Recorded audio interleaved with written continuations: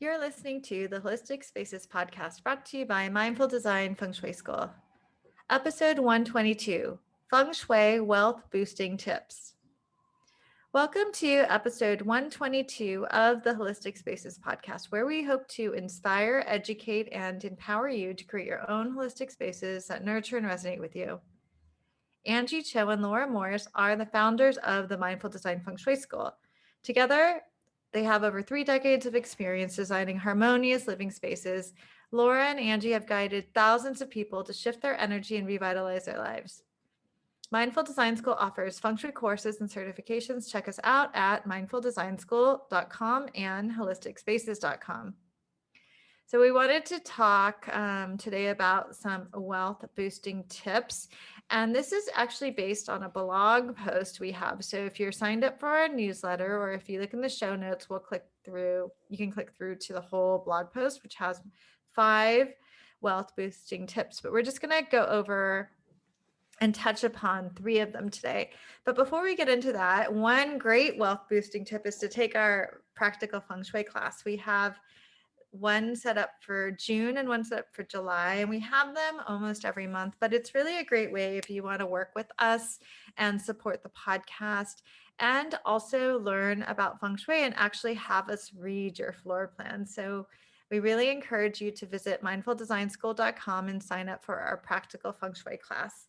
And again, it's a really great way to support the podcast because it's what we do. We teach feng shui, and hopefully you'll buy some of our courses and join our certification. We actually just started our certification a few weeks ago, so it was really great to see all these new faces. We keep it small, 27 and under, and it's really lovely to have a new group of students twice a year to teach them feng shui, and they're so inspiring, right, Laura? Yeah, it's good to see that they come with an open cup like we tell them to. And so I think that they're really engaged, and you can tell that it's always exciting to be and fun to be a student again, right? And just to let yourself be a beginner, come in with a beginner's mind and learn something new and just be a student. So you can really feel that. Yeah, and Laura and I, we are perpetual students. We're like, actually this year we made a concerted effort we encouraged each other to find something that we would like to study. So I'm studying a shamanic energy healing training, and you're studying, you want to tell them about it? Yep. I'm studying tarot. Mm-hmm. And you were thinking about doing the green medicine training too, right? Yeah, the Green Witch training I was, but I've always been interested in tarot.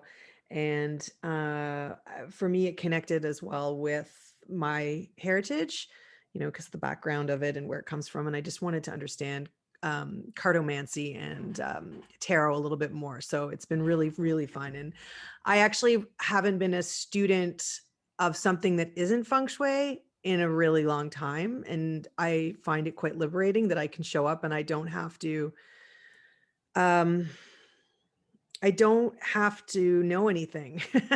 I don't have to I'm like, I can just be, open, and I'm really enjoying it. And it's really, and I think when you show up like that, I'm finding that I'm learning it quite quickly, and it's making sense just because I'm not trying to force, sometimes when you learn different modalities, I find that, and some people when they come, they're like, oh, is this like this? This is like this then. There's some ways where it's like this, right? So if you do Yeah, this, you want to make it fit into a box you want to and cram it compare like it. the round peg into the square hole. And I said, I am not going to do that at all. They are different practices. They're, completely different. I mean, obviously there's some universal fun, similarities, but whatever. I didn't even want to go there. And that allowed me to really just show up, and I'm really enjoying it. It's really relaxing. I like it. I like it a lot. Oh, I'm so glad. Yeah. Yeah, I think that, and that's something that we really encourage our students to do, is not to come with preconceived notions, but instead be open to a beginner's mind. And so let's move on to our Okay. wealth boosting tips. So, um, a little caveat before we get into wealth is that Laura and I really have this perspective that wealth is more than just cold hard cash money, right? Because we all know plenty of people that may have monetary wealth, or you may have had monetary wealth or haven't, but it doesn't necessarily mean that you feel abundant, that you feel joy, or that your life is necessarily simpler or easier or more pleasant. But we really invite you to unpack what it is for you to feel abundant, and what is wealth to you, and what are your feelings of self-worth. Yeah, exactly. Yeah. So we're not just talking about wealth, but monetary wealth, but at the same time, monetary wealth is connected, and it's energy. So the more abundant you feel, the more monetary wealth you'll attract to you. So we wanted to talk to you a bit about like some feng shui ways to approach that. And so on our blog, we have a whole blog post with 5 wealth boosting tips, but we're just going to go over a couple of these.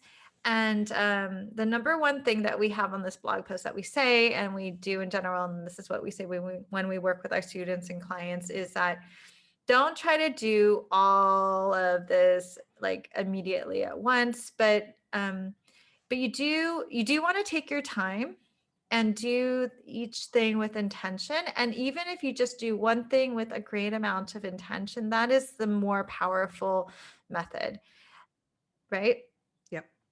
Yep. Yeah, always. I mean, I think if you're in a rush to do anything, no matter what it is, you're not going to be present, you're not going to be fully engaged in it. So you want to, and also there's this, if there's a sense of fear and desperation when you're doing it, it's not the great, you really want to be, you want to be in the right mindset and just relax, have fun with it, and um and start slow. Yep. Okay, so the first one that we have on this blog post that we're going to talk about briefly, and you can read more about it on the blog post, but is there by starting to review some key feng shui areas of your home. And we list a few, but we're going to talk about one of the most important, which is your front door, which is a very important area of your home. So Laura, you want to tell us about the front door? I feel like I say this every week. We People, do say this every week. I feel like you're asking me about the front door every week. That's okay. That's how important it is. That's how fundamental it is.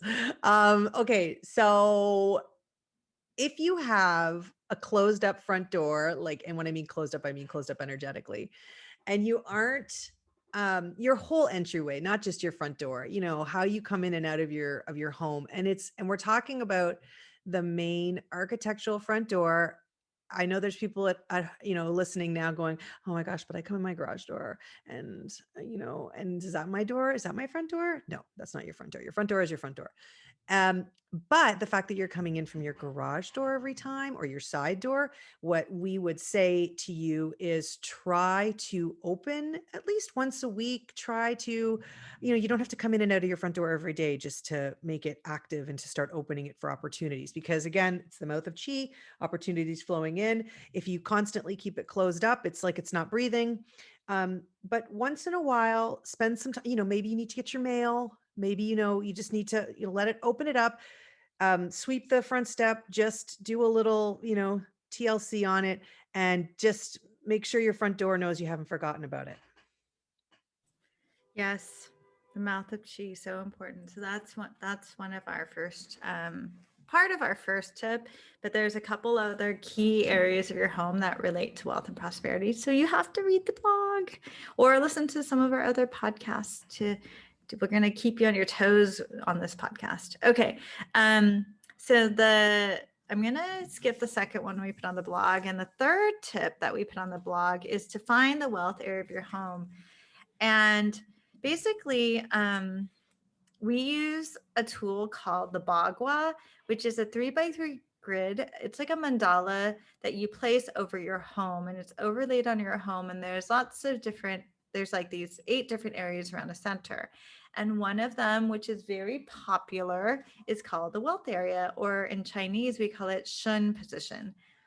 And it's It's related to wealth, abundance, prosperity, self-worth. And it also has all these other nuances, like it's related to yin wood and wood element and the a tree and so forth. But in terms of, you know, our podcast topic today, it's pretty obvious it's related to wealth. And the way that you find this area is to stand in the front door of your home and look inside your home, like towards the center of your home. And then the far left corner of your home will most likely be the wealth area. And if you need more guidance on that, you should definitely sign up for our practical feng shui class, because there's always like weird exceptions. But in general, it's that far back left corner. Yes. Yeah. So those of you that are trying to figure out where it is and you're thinking, uh-oh, there's some like this isn't right because I don't have one. It doesn't go all the way over. Then sign up for the practical feng shui, because we will bagua your home and we could talk about it. That's actually really a good specific kind of question that we can tackle in that. But other than that, imagine your house is relatively uniform in a square or a rectangle, then go for that far left-hand corner. And if you need more guidance on how to lay the bagua, in the blog post and on our blog, we have a downloadable kit just that walks you through a simple way to use the bagua. So Yeah. it's And free. if you want to know way more than that, we recommend you hire one of our graduates, because they'll tell you where all the areas are and actually tell you, give you more nuanced advice. Okay, so there's a couple more things that we have on the blog, but let's talk about this wealth area. So for our final wealth boosting tip, now that you've located your wealth area, you might want to activate it, right? So let's talk about some of our favorite ways to activate the wealth area. Okay, I will say, like you mentioned that Shun, wealth, prosperity, all those qualities, etc. In that gua, it's connected with the wood element, right? So it's yin wood, so it's not that fast growing grass or or like something that's shooting through the earth, but it's really more of an established sort of tree, slower growing but steady growing nicely, like how you would want to envision your wealth and your prosperity and all those things growing steady and strong, not dramatic.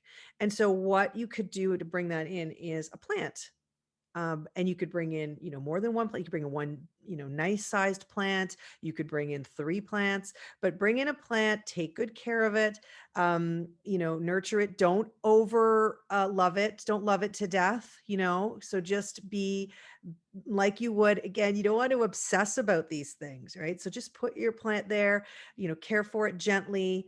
Know that this is, that your whole wealth and abundance area and part of your life is just happy and easy and growing nice and slowly. Yeah, I would say at the same time, be selective with the plant that you pick. Like, it says something about you if you pick something that's easy to care for or something that is really hard to care for. And then also your skill level. So it's about noticing, like, what are you capable of? What is the environment like that you're putting it in? What is the light? What is the light that's available in the space? What are your means? What is your lifestyle? And so it's a gift that keeps giving. This idea of placing a plant in your wealth corner. And that's just one. I mean, we're going to talk about other ways. And if you can't put a plant there, then you can't put a plant there. Don't try and force it. Yeah, and that's where a skillful practitioner can work with you. So another easy peasy beginner way to enhance this area is that, we mentioned before that there's lots of different layers to each bagua area and the wealth area. Like, for instance, it's related to a tree. It's also related to the color purple. So a very straightforward, easy way to work with the wealth area is to add the color purple. And I think that there are some really fun ways to do that. You're only limited by your imagination, or you can work with a skilled practitioner, to come up with a creative way, but it can be as obvious as painting the wall or adding a decorative element like a throw pillow or maybe a piece of art. You can find a blank canvas and paint it purple. You can also use like amethyst, which is a naturally occurring crystal that's purple. And you could even combine it with your plant and get a purple colored plant, like with purple leaves or in a purple pot. What other accessories can we do there, Laura, in purple? No, you covered a lot of them. Yeah, Purple's a color that, furniture. obviously we're not telling you to go and paint one wall purple. Although if you really want to do that, and that is like absolutely what you're feeling, then go for it. Um, but you can be really creative. I like the idea of the purple pot with the plant. It's sort of, you've done it intentionally and they're both, kind of supporting each other. And you've got one really solid adjustment that you can do in that area. And then you don't have to do any more than that, I would say. So it's good. Yeah. And I think the last one that we'll share, and we have a list of a longer list on the blog, but the last one we'll share is that you can hang a Feng Shui crystal ball, because people really, I don't know why, like people really love those Feng Shui crystal balls. And, and actually, Laura, I love how you describe like the meaning of the Feng Shui crystal ball. So when we talk about adjustments in Feng Shui, we break them down into particular areas. And one of the areas is bright, light, bright. And Feng Shui crystals fall into that area. And these are the man-made prisms, crystal prisms that have the hole that can be hung from the ceiling and from a red string. You've probably if you've been, reading about Feng Shui or following us, you've probably encountered this object that is used, and it's used to not only just move the energy around, because it makes, if you see it lit up, you can see all the rainbows that it would make if you put it in front of the sunlight. And that same idea is how the energy modulates, but it's also described as almost like putting in a little sun, like a tiny little sun. So if you feel that, this is a perfect example. Let's say you can't put a plant there because there's no natural light and your plant's going to die. And you definitely do not want to do that. So what you would do, you could hang this Feng Shui crystal and imagine that you're bringing in the energy of the sun, which is this big, bright, yang energy into that area. And you've enhanced that area and set the intention around that. Yeah, so we hope you've enjoyed our Feng Shui wealth boosting tips. We wish you much good luck on your wealth boosting project. Be sure to check the show notes or check out our blog. But if you're on our newsletter, it'll be easy for you to click through. If you look at the show notes on whatever app you're listening to the podcast, there should also be a link to that blog post, and we have a lot more information and even a video and that downloadable link to the Bagua kit. So we hope you will search our website for more. We hope you'll sign up for our newsletter. And thank you so much for listening this week. And you can tune in every Monday for a new podcast episode. If you like our podcast and this episode, please share it with others. You can subscribe on iTunes or Stitcher or Spotify, wherever you're listening. And even better, please leave a review. If you'd like to explore the world of holistic spaces and Feng Shui on an even deeper level, you can visit our website, online store, and blog for more information about Feng Shui and holistic living. And the best way to keep in touch with us is to sign up for our newsletter. So sign up for our newsletter. And you can always support the podcast by checking out our certification and mini courses like our practical Feng Shui class at mindfuldesignschool.com. Thank you so much for listening, and we will see you next week.